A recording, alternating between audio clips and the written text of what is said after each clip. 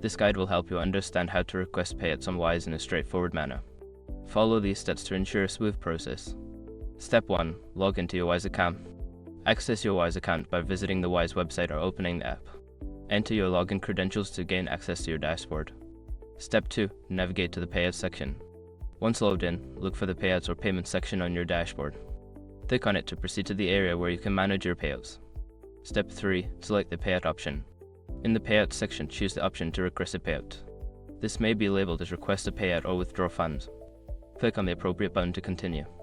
Step 4. Enter payout details. Fill in the necessary details for your payout, such as the amount you wish to withdraw and the currency. Make sure to double-check the information for accuracy before proceeding. Step 5. Confirm and submit your requests. Review all the details of your payout request. Once you are satisfied, confirm the request and submit it. You should receive a notification regarding the status of your payout shortly after. By following these steps, you can easily request payouts on Wise. If you have any issues, consider reaching out to Wise customer support for assistance.